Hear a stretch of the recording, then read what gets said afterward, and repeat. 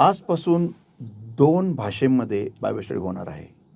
एक मराठी आणि एक इंग्लिश. तर तुम्हाला जी भाषा समजते त्यामध्ये तुम्ही लॉग इन करू शकता आणि पाहू शकता. देव तुम्हाला आशीर्वादित करो आणि ह्या बायबल स्टडीचा आस्वाद घ्या. देव मला स्पर्श का करत नाही?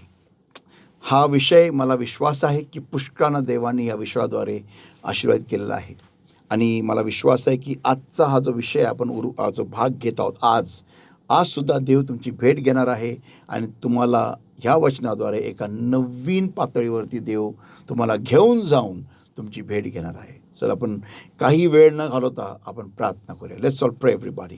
Thank you, Lord, my God, for your word that is going to come to us alive, Lord. Thank you for changing your word from Logos into Rhema. And yes, beloved Holy Spirit of God, thou art welcome, Lord, my God, thou art welcome in our lives, in this place where we are right now, Lord. You take charge, Lord, not I, but you speak, revealing truth and changing lives. And thank you, Lord, my God, that you are in control, Lord, my God, that you are leading and guiding your people, Lord, my God, through this word, Lord. I speak grace over their lives, O Lord, my God, to hear your word, Lord, to understand your word, Lord, and to change their lives according to your word, Lord, and to bring forth fruit 100-fold. In Jesus' name I pray and I ask. Amen. Hallelujah. Praise the Lord सगळ्यांना. तर जो विषय आपण सुरू केलेला आहे तो म्हणजे देव मला स्पर्श का करत नाही. आणि आपण देवाच्या स्पर्शाद्वारे होणारे जे कार्य आहे ते आपण पाहत आलेलो. मागच्या आठवड्यात ते आपण पाहिले.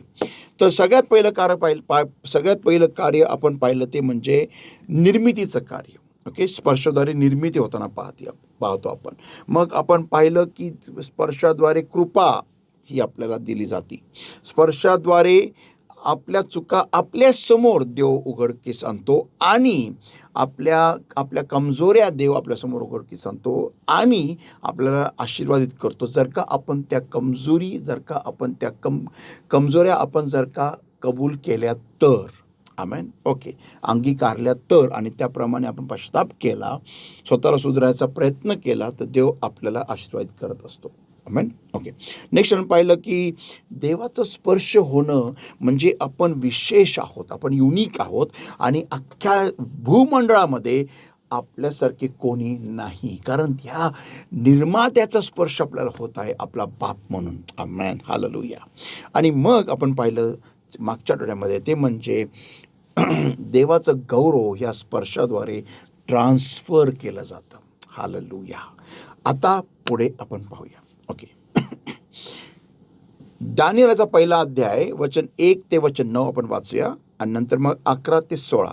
दानिएल 1 वचन 1 ते वचन 9. Daniel chapter 1 verses 1 to verse 9 and then later on 11 to 16.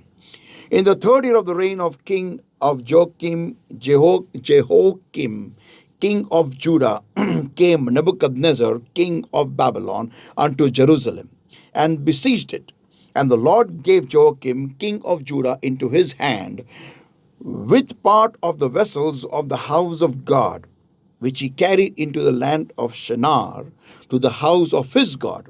And he brought the vessels into the treasure house of his God.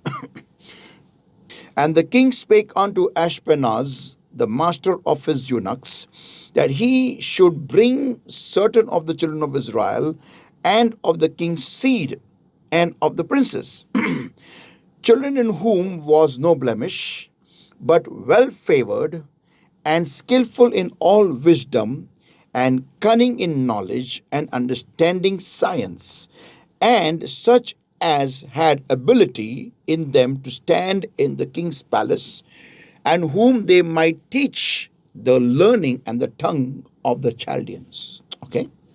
And the king appointed them a daily provision of the king's meat and of the wine, which he drank, so nourishing them 3 years, that at the end thereof they might stand before the king.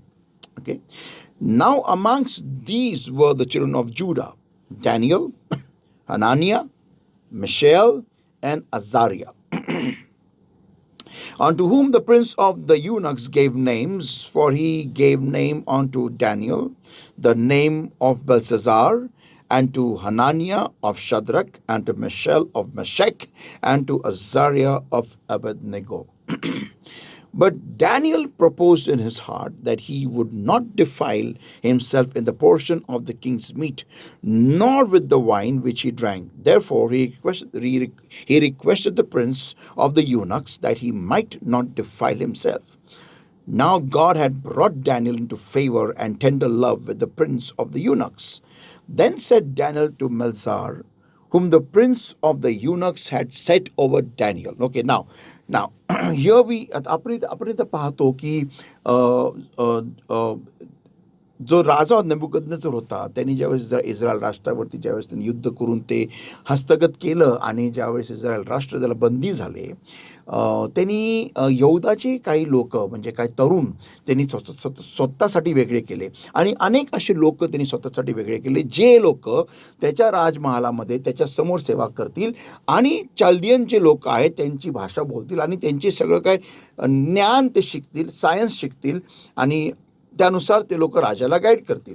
Okay, म्हणजे थोडक्यात राजाचे सल्लेगार असे म्हणून ते काम करतील. Okay, आता ज्यावेळेस डॅनियल आपण पाहतो आणि त्याचे 3 मित्र, ते म्हणजे हनानिया, मिशेल आणि अजारिया, ह्या तिघांना ज्यावेळेस निवडण्यात आलं, तर त्यावेळेस बायबल सांगतं की डॅनियलला हे आवडलं नाही की तो राजाकडचं जे जेवण येत आहे, जी वाईन येत आहे म्हणजे द्राक्षरस येत आहे आणि जे जेवण येत आहे, त्याला माहिती होतं की ते मूर्तीसमोर अर्पण केलं जात आहे, म्हणून ते आपण सेवन न करू ही त्याची इच्छा असल्यामुळे त्यांनी त्यांचा जो युनक जो आहे, ओके, त्यांचा जो राजाचा जो मेन जो युनक आहे, म्हणजे त्याला मराठीमध्ये फार विचित्र शब्द आहे, पण तुम्ही समजून घ्या. ओके, त्या व्यक्तीला त्यांनी दरखास्त केली किंवा विनंती केली की आम्ही त्या राजाचं जेवण खाणार नाही, आम्ही ती दारूही पिणार नाही, पण आम्ही फक्त उसळी खाऊ आणि पाणी पिऊ. ओके, आणि तो जो युनक होता, जो डॅनियलाच्या बाजूनी का होता, कारण देवानी डॅनियलाबद्दल त्याच्या मनामध्ये कृपा निर्माण केली होती. आमेन. ओके, तर ही डॅनियलाची विनंती आपण पाहतो की त्यांनी त्या युनक समोर प्रस्तुत केली, डॅनियलाने प्रस्तुत केली. ओके, आणि त्या युनकनी ही मागणी मान्य केली, कारण तो डॅनियल त्याचा फेवरेट होता. बघा, ज्यावेळेस तुम्ही देवाच्या स्पर्शामध्ये राहता ना आणि देवासाठी ज्यावेळेस तुम्ही उभे राहता, त्यावेळेस देव तुमच्यासाठी उभा राहतो, हे कधी विसरू नका. हालेलुया. आपण वाचूया. Then said Daniel to Melzar, whom the prince of the eunuchs had set over Daniel, Hananiah, Mishael, and Azariah, prove thy servants, I beseech thee, 10 days, and let them give us pulse to eat and water to drink. Then let our countenance be looked upon before thee, and the countenance of the children that eat of the portion of the king's meat, and as thou seest, deal with thy servants. तो म्हणतो की आम्हाला तो फक्त उसळी दे, आम्ही 10 दिवसानंतर आमची चाचणी करून बघ, तुला कळून येईल की जे लोक राजवाड्यातलं जेवण खातात आणि आम्ही जे जेवण खातोय त्यामध्ये तू फरक पाहशील आणि मग तू निर्णय घे. Okay, so he consented to them in this matter and proved them 10 days. And the end of 10 days their countenance appeared fairer and fatter in flesh than all the children which did eat the portion of the king's meat. Thus Melzar took away the portion of their meat and the wine that they should not drink and gave them pulse. मग त्या जो मेल्झार जो व्यक्ती आहे त्यांनी हा निर्णय घेतला की ह्यांना राजवाड्यातलं जेवण खायची काही गरज नाही आहे, कारण हे लोक उसळी खाऊन पण एवढे सुंदर झालेले आहेत आणि एवढे धष्टपुष्ट झालेले आहेत. संत हो, देवाचा स्पर्श हे तुमचं सौंदर्य वाढवतं, तुमचं बल वाढवतं. तुम्ही हे ऐकलं नाही का, यशाच्या पुस्तकात लिहिलेलं आहे की जे देवावर थांबून राहतात ते गरुडांच्या पंखांप्रमाणे उंच भरारी मारतील. संत हो, देवाच्या स्पर्शामध्ये ताकद आहे, देवाच्या स्पर्शामध्ये सौंदर्य आहे. आजच्या तारखेला एवढे लोक, विशेष करून मुली आणि मुलं पण आजकाल स्वतःच्या सौंदर्यासाठी एवढं धडपड करतात, काय काय लावतात, बाप रे, कुठे कुठे जातात, कोणचे लेप लाव, ही कॅप्सूल खा, ते लाव, हे लाव, हा मसाज, तो स्पा, इथं जिम तिथं जिम, हा स्क्रब तो स्क्रब, आणि व्हाईट आणि ब्लू आणि काय काय काय काय, आणि चारकोल आणि कोळसा आणि काय काय प्रकार लावून थकले आजकालचे सगळे लोक. पण तरीही त्यांच्या चेहऱ्यावरती तो टवटवीपणा नसतो, ते गौरव नसतं, ते तेज नसतं. पण काही लोक असे असतात की जे देवाच्या समागमात बसतात आणि त्यांच्या चेहऱ्यावरती एक वेगळाच तेज झलकून येतं, काही न लावता. हालेलुया. संत हो, हे आहे देवाच्या स्पर्शामधला असलेला अजून एक फायदा. आमेन. तर कशी वाट बघताय?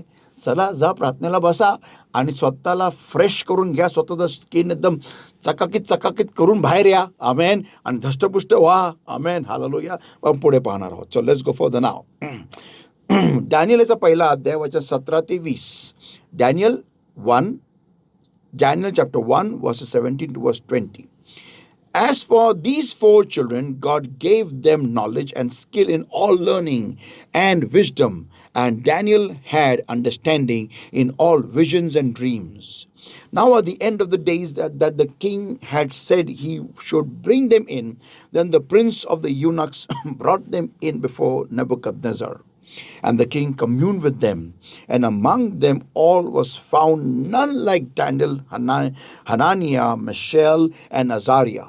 Therefore stood they before the king, and in all the matters of wisdom and understanding that the king inquired of them, he found them 10 times better than all the magicians, astrologers that were in all his realm. Hallelujah.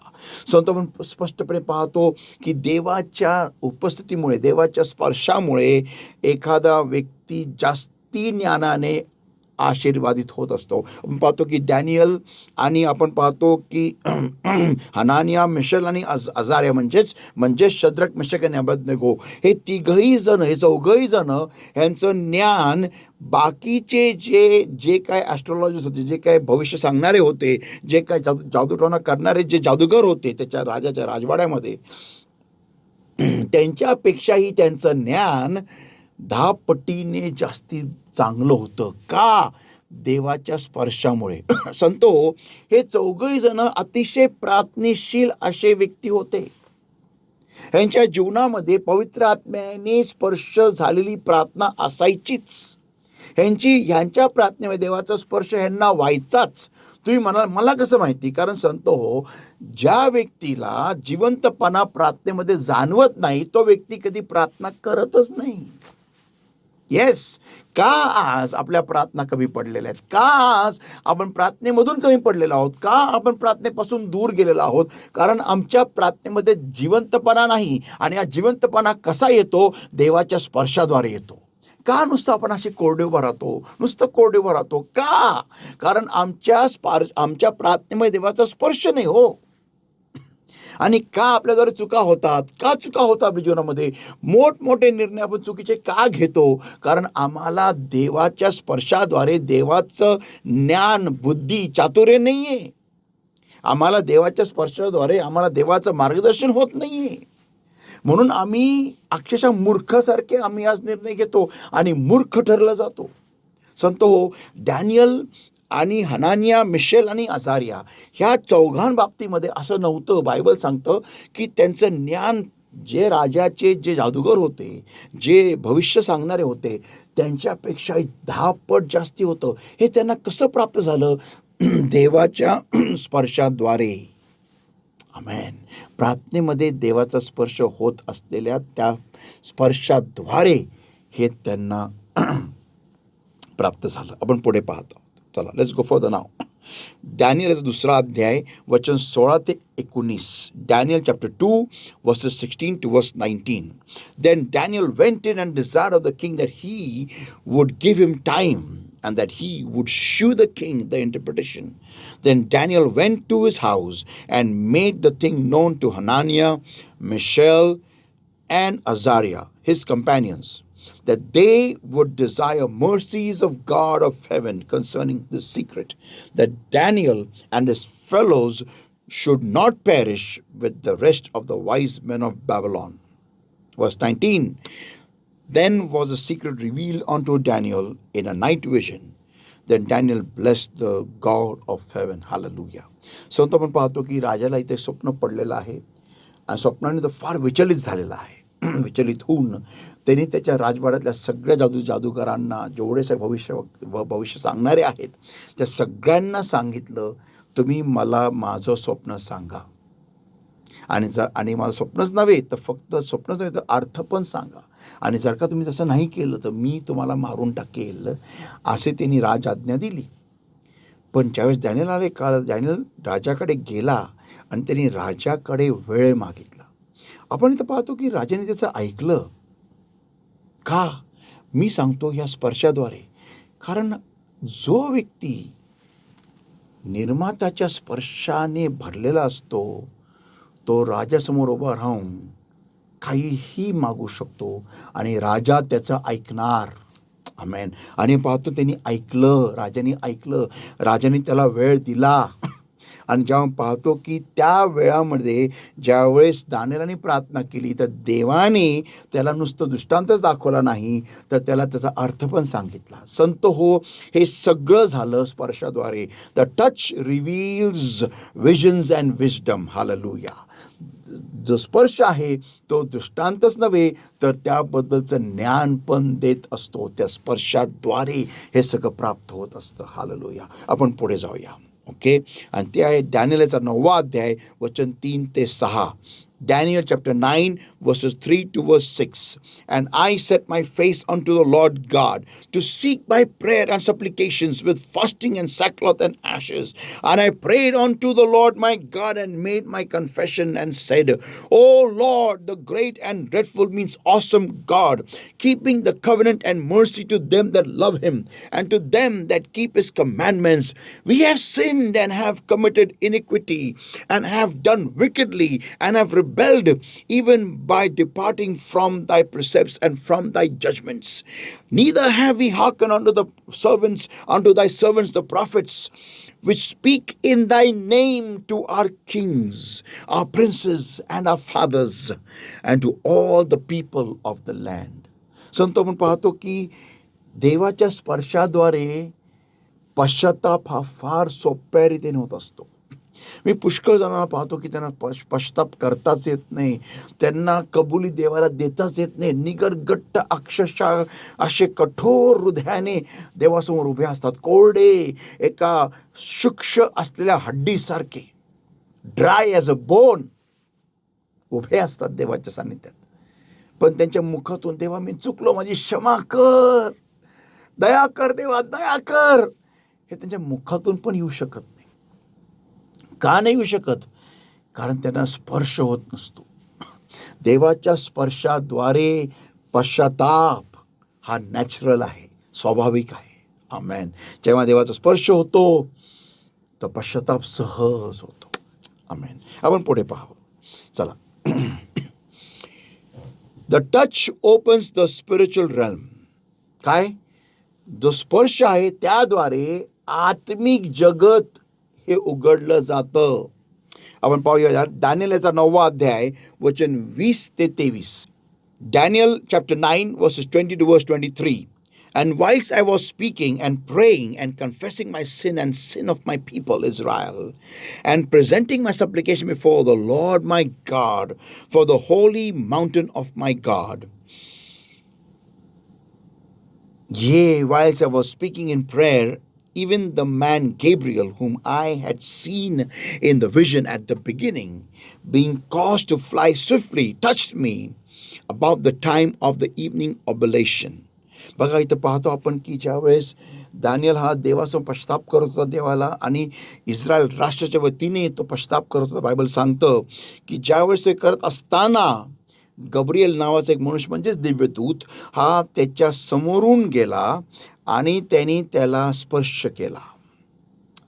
आणि स्पर्श केलेला असताना वचन सांगतं, वचन 22, and he informed me and talked with me and said, O Daniel, I am now come forth to give thee skill and understanding. बघा, ज्यावेळेस एखादा व्यक्ती स्पर्शामध्ये असतो ना देवाच्या, पवित्र आत्म्याच्या, त्यावेळेस त्या व्यक्तीला देव अभिषेकाच्या एका पातळीमधून दुसऱ्या पातळीवर घेऊन जात असतो. तो स्पर्शच असतो, एक पाईपलाईन किंवा एक एक बँडविथ प्रमाणे काम करतो तो स्पर्श. आणि त्या स्पर्शाद्वारे व्यक्ती अभिषेकाच्या एका पातळीतून दुसऱ्या पातळीत, त्याच्यातून तिसऱ्या चौथ्या अशा पातळीमध्ये जात असतो, एकानंतर एक. तर जसं आपण त्या स्पर्शामध्ये प्रार्थना करीत राहू रोज, ओके, प्रत्येक क्षणाला, त्यावेळेस आपली ती पातळी बदलत जाते. हालेलुया. आणि संत आपण पाहतो की इथं हे होत आहे. डॅनियलच्या जीवनामध्ये पाहतो की पहिल्या जेव्हा पाहतो डॅनियलला प्रार्थना करताना, आपण त्याच्या जीवनामध्ये कुठेही त्याचा आत्म्यामध्ये किंवा गब्रिएला बरोबर किंवा कोणत्याही अशा आत्मिक गोष्टीला आपण त्याला उघड असताना पाहत नाही. पण जसजसं आपण पाहतो, जसं अध्याय हे वाढत जातात, आपण पाहतो की डॅनियल हा आत्मिक गोष्टींबद्दल आता सहज लिहित आहे. ओके. आणि तो सांगत आहे, उल्लेख करत आहे की त्याला दिव्यदूत तर दिसला, पण दिव्यदूताचं नाव पण त्याला ठाऊक होतं. संतो, ही फार मोठी गोष्ट आहे. ह्याला कमी समजू नका, ह्याला हलकं समजू नका. डॅनियलला देवानी तो त्या स्पर्शामध्ये प्रार्थना करत राहिला, म्हणून त्याला देवानी तेवढं ज्ञान दिलं, ते सौभाग्य दिलं, ते स्वर्गीय गोष्टीचं ज्ञान त्याला प्राप्त झालं. म्हणून सांगतो, the touch opens the spiritual realm.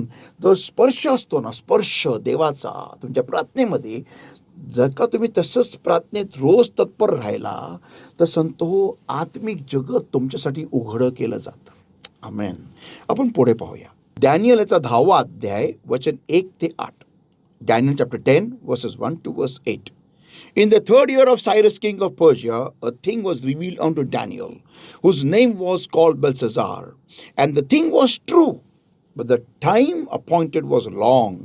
And he understood the thing, and he had understanding of the vision. In those days I, Daniel, was mourning 3 full weeks.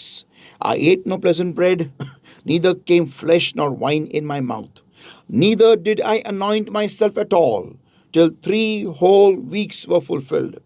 In the 24th day of the first month, as I was by the side of the great river which is Hiddekel, I lifted up mine eyes and looked, and behold, a certain man, clothed in linen, whose loins were girded with fine gold of Uphaz, his body also like the beryl, and his face as the appearance of lightning, and his eyes as lamps of fire, and his arms and his feet like in color to polished brass, and the voice of his words like the voice of a multitude. And I, Daniel, alone saw the vision, for the men that were with me saw not the vision, but a great quaking fell upon them, so that they fled to hide themselves. आता सांगतो ते बघा, इथं डॅनियलला एक दृष्टांत होत आहे. ह्या दृष्टांतामध्ये तो एका व्यक्तीला पाहत आहे, आणि त्या व्यक्तीचं जर का तुम्ही त्याचं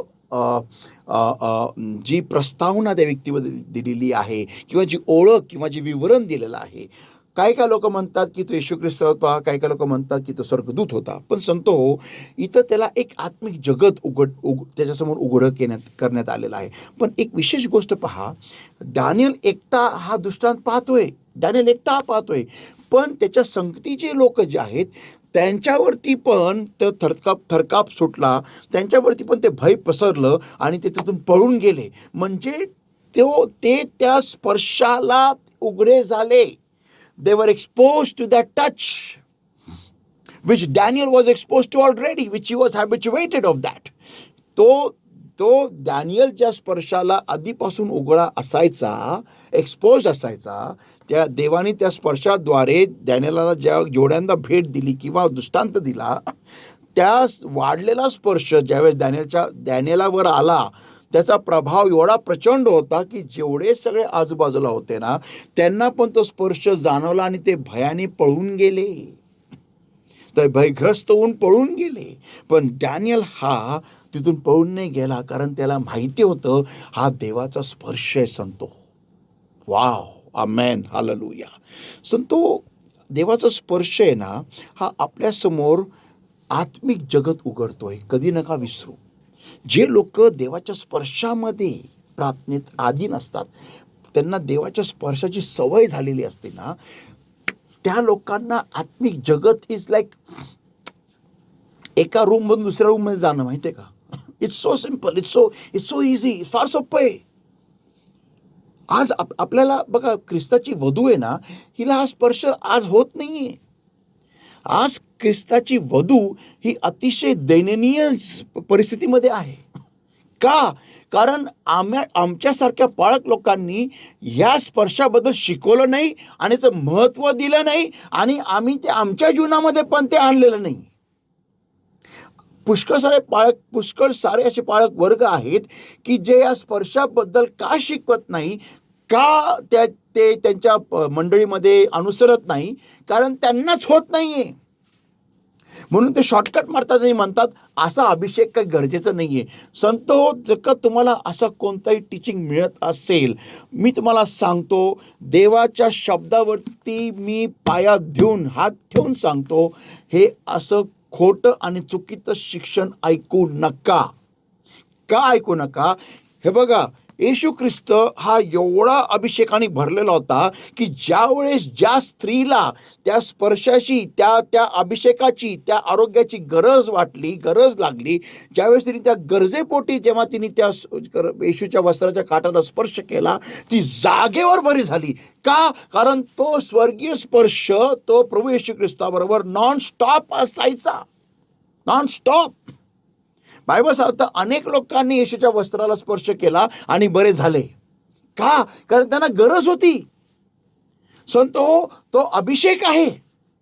अभिषेक म्हणजे देव तुम्हाला सदोदित स्पर्श करत आहे, आणि जे तुम्हाला शिकवतात की हा स्पर्श चुकीचा आहे, ह्याची काही गरज नाहीये, ते चुकीचं शिकवत आहे. आज प्रभू येशू ख्रिस्ताची वधू एवढ्या दयनीय अवस्थेमध्ये का आहे? का? आज आम्हाला कोणी लाथोडू शकतं, आमच्या मंदिरामध्ये कोणी येऊ शकतं, काही धुमाकूळ मासू शकतं. काय एवढी हिंमत होतीये? का बरं जागेवर त्यांना देवाची ओळख होत नाही? का असं होत नाही की त्यांना देवाच्या अग्नीद्वारे त्यांची भेट घेतली जात नाही? का असं होत नाही की जागेवर त्यांना भय पसरत नाही जसं या माणसांना पसरलं? का नाही? कारण आमच्या मंडळांमध्ये, आज आमच्या चर्चेसमध्ये आज देवाची उपस्थिती नाही, तो स्पर्श नाहीये. आज कारण का? तर प्रत्येक व्यक्तीचं व्यक्तिगत ख्रिस्ताची वधू आहे, त्यांच्या जीवनामध्ये नाहीये, आणि म्हणून हा प्रॉब्लेम आहे. आज जर का आम्हाला मंडळीची ओळख जर का आज जागतिक स्तरावरती बदलायची असेल, तर आज पुन्हा एकदा आम्हाला स्पर्शाची गरज आहे. तर प्रभू येशू ख्रिस्ताच्या वधूला स्पर्शाची गरज आहे. आज आम्हाला पुन्हा एकदा आत्म्याने भरणं आणि आत्म्याने भरून वाहणं ही आज आमची अगत्याची, तातडीची गरज आहे, आणि हे झालंच पाहिजे. आम्हाला नुसतं नवीन आत्मे आणा, जिकडं तिकडचं नुसतं बायबल घेऊन फिरत बसा, लोकांना सुवार्थ सांगत बसतात. अहो, पण जे आहेत त्यांचं काय करायचं? त्यांना कोण भरणार आत्म्यानी? त्यांच्या जीवनातून पवित्र आत्मा निघून चाललाय. नको त्या जगाच्या गोष्टी आमच्या जीवनामध्ये येत आहेत. तर जे लोक ख्रिस्तामध्ये आधीपासून आहेत त्यांचं काय? त्यांना आत्म्याने कोण प्रज्वलित करणार? त्यांना कोण भरणार? त्यांना कोण पेटवणार? जे लोक आम्हाला नुसतं नवीन लोक अरे नुसत्या गर्द्या वाढवणार आहे का आम्ही? आणि काय सगळ्यांना नंतर नरकात घेऊन जाणार आहे? हेच आमचं कॉलिंग आहे, हीच मंडळीची ओळख आहे. पेत्र आणि योहान ज्यावेळेस येशू ख्रिस्ताचं पुनरुत्थानानंतर ज्यावेळेस मंदिरात गेले, त्यावेळेस त्या भिकाऱ्याने त्यांच्याकडे भीक मागितली. बायबल सांगतं ते नुसतं बोलले आमच्याकडे पहा, आणि त्यांच्याकडे पाहिल्या बायबल सांगतं की त्यांनी ज्यावेळेस त्यांना हाताने त्याला उचलून धरलं आणि उचललं, त्यावेळेस त्याच्या घोट्यांमध्ये ताकद आली आणि तो बरा झाला. हालेलुया. संतो, हे आहे स्पर्शाचं सामर्थ्य. ते दोघही जण स्पर्शामधून आले, स्पर्शामधून चालत गेले, स्पर्शामध्ये असताना त्यांनी त्या भिकाऱ्याशी संवाद केलेला आहे. संतो, आम्हाला मंडळीला आज स्पर्शाची गरज आहे. प्रभू येशूच्या स्पर्शाची गरज आहे, जो आपल्याला पवित्र आत्म्याद्वारे दिला जातो. हालेलुया. तर स्पर्श जो आहे तो आत्मिक गोष्टी आपल्यासाठी उघडकीस करत असतो, हे कधी विसरू नका. नेक्स्ट मुद्दा आपण पाहूया. स्पर्श हे बळकट माणसाला बलिष्ठ बनवतो. The touch strengthens. डॅनियलचा 10वा अध्याय वचन 18 ते 19. Daniel chapter 10 verses 18 to verse 19. Then there came again and touched me, one like the appearance of a man, and he strengthened me, and said, O man greatly beloved, fear not. Peace be unto thee. Be strong, yea, be strong. Hallelujah. And when he had spoken unto me, I was strengthened and said, Let my Lord speak, for thou hast strengthened me. स्पर्शाद्वारे वाणी येते, वाणीद्वारे मनुष्य बलिष्ठ केला जातो. स्पर्श हा माणसाला बलिष्ठ करतो. तुम्ही ऐकलं नाही का यशाच्या पुस्तकामध्ये की जे देवावर वाट बघतात, देवावर थांबून राहतात, ते गरुडांसारखे उंच भरारी मारतील. आमेन, आमेन, आमेन. संतो हो, तुम्ही जे आत्म्यामध्ये प्रार्थनेला बसतात, आत्म्यामध्ये भरले जातात, तरुण तरुण तरुण हा कमजोर होऊन चक्करून पडेल, पण तुम्ही नाही पडणार. आमेन. म्हणून प्रार्थनेमध्ये अभिषेक आलाच पाहिजे. काय येत नाही हे आपण पाहणार आहोत पुढच्या वेळेस. फार फार इम्पॉर्टंट अभ्यास आहे हा. मी तर म्हणतो माझ्या अख्ख्या आत्तापर्यंत जीवन काळामध्ये हा सगळ्यात माझा आवडता मेसेज आहे. आमेन. पुढे आपण पाहणार.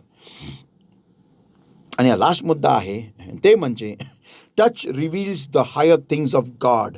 स्पर्श देवाच्या उच्च गोष्टी प्रकट करत असतं. आमेन. डॅनियल 10वा अध्याय वचन 20 ते 21. Daniel chapter 10 verses 20 to verse 21. Then said he, Knowest thou wherefore I come unto thee? And now will I return to fight with the prince of Persia. And when I go forth, lo, the prince of Persia shall come. But I will shew thee that which is noted in the scripture of truth, and there is none that holdeth with me in these things, but Michael your prince. तो हो, दानिएलाला हे ज्ञान की तुझी जी प्रार्थना आहे ही पहिल्याच दिवशी उत्तर देण्यात आलं, पण तुला 21 दिवस थांबावं लागलं, कारण प्रिन्स ऑफ पर्शिया त्यांनी ही प्रार्थना तुझी अडवून ठेवली. म्हणजे दुष्टात्मा जो होता, पर्शियाचा तो अधिपती होता दुष्टात्मा, त्यांनी ती प्रार्थना अडकून ठेवली होती. आणि मायकलला जावं लागलं आणि ते युद्ध लढून त्याचं उत्तर दानिएलापर्यंत आणावं लागलं. संत हो, आत्मिक गोष्टींबद्दलची माहिती आपल्याला स्पर्शाद्वारे मिळते. ज्यावेळेस आपण ह्या स्पर्शामध्ये प्रार्थनेत तत्पर असूया आणि एका पातळीनंतर दुसऱ्या पातळीत आपण जात राहूया, त्यावेळेस देव आपल्याला गौरवातून गौरवात घेऊन जातो. आमेन. आणि ज्यावेळेस आपण आणखीन गौरवातून गौरवात आपण वर जातो, त्यावेळेस आपल्यासाठी ह्या सगळ्या गोष्टी उघडकीस केल्या जातात. आपल्याला आपण फक्त प्रार्थना करत नाही, तर प्रार्थनेचं उत्तर पण कधीही आलेलं आहे, कुठपर्यंत आलेलं आहे, कोणी अडवलेलं आहे, काय कार्य होत नाही, काय प्रॉब्लेम आहे, सगळं दिसून येतं प्रार्थनेमध्ये. आमेन, हालेलुया. आणि बघा, आजच्या तारखेला ज्यावेळेस आजच्या तारखेला जर का कोणत्याही देशाला जर का युद्ध जिंकायचं असेल, तर समोरचा शत्रू जो आहे त्याची कितपत तयारी आहे, त्याच्याकडे काय काय युद्ध सामग्री आहे, काय काय त्याच्याकडे प्लेन्स आहे, गन्स आहे, बॉम्ब्स आहे, आणि आणि त्याची हालचाल कुठपर्यंत काय काय चाललेली आहे, सगळी सॅटेलाईटद्वारे त्यांना जेवढी माहिती त्यांना घेता येते, त्याद्वारे ते लोक युद्धाचं अवलोकन करू शकतात आणि हे ठरवू शकतात आपण जिंकू किंवा हरू. संत हो, तसंच आहे. जर का तुम्हाला या पृथ्वीवरती विजयी राहायचं असेल, विजयी व्हायचं असेल आणि विजयी राहायचं असेल, तुम्हाला आत्मिक स्तरांवरती, भौतिक स्तरावरती जे काय चाललेलं आहे त्याचा तुम्हाला आराखडा हा आत्मिक जगतातून येणार आहे. लक्षात ठेवा, आत्मिक जगातून तुम्हाला कळून येईल की कुठे काय चाललेलं आहे आणि कसं आम्हाला कोणत्या प्रकारचे पावलं उचलायचे, कोणत्या प्रकारचे आम्हाला प्रार्थना करायच्या आणि कशा करायच्या आहेत, कशा नाही करायच्या आहेत, आणि मग तुम्हाला तुमचं विजय तुमच्या हातामध्ये दिला जाईल. म्हणून संत हो, ज्याच्याकडे आत्मिक जगतामध्ये कनेक्टिव्हिटी आहे तोच विजयी आहे. आमेन. संत हे सगळं शक्य आहे स्पर्शाद्वारे. आणि म्हणून सैतान आपल्या मंडळांना किंवा ख्रिस्ताच्या वधूला या स्पर्शापासून अलिप्त ठेवत आहे. काही पण करून तो लोकांना देवाचा स्पर्श होऊ देत नाही. फार विचलित करून ठेवले हो. म्हणून आज माणसाला टाइम नाहीये. आज आम्हाला सगळं काय नुसतं झटपट पाहिजे. स्पर्श स्पर्श तर मुळीच नको आहे. आम्ही नुसतं आमेन म्हटलं की आम्हाला उत्तर पाहिजे. पण संतो असं नाही होत. तुम्हाला देवाच्या राज्यासाठी तुम्ही आलेले आहात, तर कधी विसरू नका, आता हा देव नाही, आता तुमचा स्वर्गीय बाप आहे. ह्याला तुमच्यावर प्रेम आहे आणि ह्याला तुम्हाला स्वतःनी भरायचंय. तुम्ही किती लोक म्हणतात असं की पास्टर काय करायचं ज्यावेळेस आम्हाला देवानी आम्ही प्रार्थनेत असतो आणि अचानक स्पर्श बंद होतो, तर आम्ही आमेन म्हणून निघून जातो कारण आमची प्रार्थना संपली. नाही संतो, तुम्ही वाचलं नाही का वचनामध्ये यशायाचा 45वा अध्याय आणि वचन 15मध्ये की आपला इस्रायलचा परमेश्वर जो आहे हा लपणारा परमेश्वर आहे. देवाला आवडतं ज्यावेळेस त्याचे लेकरं त्याला शोधतात. आमेन. हो, तो स्पर्श करत करत करत करत अचानक थांबतो का? कारण तो गायब होतो, तो लपतो. आणि ज्यावेळेस तो लपतो आपण त्याला शोधावं ही त्याची इच्छा आहे. देवा तू कुठे? देवा मला भर, देवा मला स्पर्श कर, देवा मला तुझी गरज आहे, प्रभू मला तुझी गरज आहे, प्रभू मला भर, मला तोड, मला बोड. ही जी प्रक्रिया आहे ना, देवाला शोधायची प्रक्रिया, ह्याच्यामध्ये आपला देह ठार मारला जातो. आणि जेवढं जास्ती आपला देह ठार मारला जातो तेवढं आपण त्याच्या पुत्राच्या प्रतिरूपामध्ये आणखीन बनवले जातो. म्हणून देव लपतो. आपण काय करतो? तो लपला, अभिषेक केला, आमेन, झाले, संपलं. चूक, रॉंग. त्याला शोधा, त्याला आवडतं. कारण आपल्याला मिळवण्यासाठी त्यांनी स्वतःचा पुत्र वधस्तंभावर दिला. आता बारी आपली आहे. आमेन. अब मेरी बारी, आता माझी बारी, आता तुमची बारी आहे. आपल्याला त्याला शोधायचं आहे, आपल्याला त्याच्या मागे जायचं आहे आणि आपल्याला त्याचा स्पर्श आणखीन हवा आहे हे त्याला दाखवून द्यायचं आहे. फक्त शब्दांनी नव्हे, कृतीनी पण. आमेन. म्हणून संतो, वेळ बाजूला काढा, स्वतःला प्रार्थनेमध्ये अजून आणखीन द्या. आता काय लोक म्हणत झाले, पास्टर आम्हाला स्पर्श होतच नाही. आपण पुढच्या आठवड्यात पाहणार आहोत की स्पर्श का होत नाही. We are going to see that. आणि आपण त्याच्यावर स्टडी करत असताना आपण आपल्या जीवनातून ते सगळं काढूया ज्याच्यामुळे आपल्या जीवनामध्ये आपल्याला देवाचा स्पर्श होत नाही. आमेन. हालेलुया. तर मला विश्वास आहे आजच्या बायबलद्वारे देवाने तुमची भेट घेतलेली आहे आणि मला विश्वास आहे की जर का तुम्ही हा स्टडी जो आहे जर का तुम्ही त्याला स्वीकारलं आणि त्याप्रमाणे स्वतः जीवनामध्ये चेंजेस, बदलाव आणले, तर मला विश्वास आहे आणि खात्री आहे की तुम्ही देवाच्या स्पर्शामध्ये, आत्मिक अंतराळामध्ये तुम्ही उंच भरारीच नव्हे, तर तुम्ही आत्मिक गोष्टींना तुम्ही जागृत व्हाल आणि तुम्हाला तिथं त्या लेवलवरती विजय प्राप्त होईल, ज्याचा विजय तुम्हाला तुमच्या भौतिक जीवनामध्ये दिसून येईल. तुम्ही वाचलं असणारच ना बायबलमध्ये, जिथं मत्त्याच्या पुस्तकात प्रभू म्हणतो की जो व्यक्ती गुप्तस्थळीमध्ये गुप्तस्थळी प्रार्थना करतो, देव त्याला सगळ्यांसमोर प्रतिफळ देत असतो. प्रार्थना करूया. Thank you, Lord, my God, for your word that came to us alive. Blessed Lord, I seal this word in our hearts with thy precious blood, precious oil, and the power of the Holy Spirit. Every yoke of darkness, every bondage of the enemy that's trying to steal this word, Lord, I bind and destroy and consume with the power of the Holy Ghost in the name of the Lord Jesus Christ of Nazareth right now. And I command in the name of the Lord Jesus Christ of Nazareth, get out, come out in Jesus' mighty name. And blessed Lord, my God, I set the people free now in the name of the Lord Jesus Christ of Nazareth. Holy Spirit of God, I pray, help us all to dwell upon your word, to work upon your word, O Lord, and to bring forth fruit hundredfold. Give us the grace to bring changes in our lives accordingly and to shine for your glory. Once again, thank you, Jesus. I bring us all under the covering of the Lord's blood, the Lord's all of the Holy Ghost. In the name of the Lord Jesus Christ of Nazareth, we pray and we ask. Amen. Hallelujah. Praise the Lord सगळ्यांना. आणि जर का तुम्हाला message ह्याच्याद्वारे तुम्हाला आशीर्वाद मिळाला असेल तर कृपा करून ह्याला लाईक करा आणि आपल्या सर्व ख्रिस्तातील बंधू भगिनींना हा मेसेज पास ऑन करा, फॉरवर्ड करा, जेणेकरून त्यांना पण या स्पर्शाचं महत्त्व कळेल आणि ते दासमय जीवन जगणार नव्हे, दरिद्र जीवन जगणार नव्हे, तर एक राजकीय याजकगण, एक विशेष राष्ट्र असं जगतील आणि विजयी जीवन जगतील आणि त्यांच्या जीवनामध्येच देवाच्या स्पर्शाद्वारे गौरव येईल, विजय येईल. हालेलुया. आशीर्वाद येतील. आमेन. सो प्लीज आपल्या सगळ्या ख्रिस्ती बंधू भगिनींना हा मेसेज फॉरवर्ड करा. God bless you.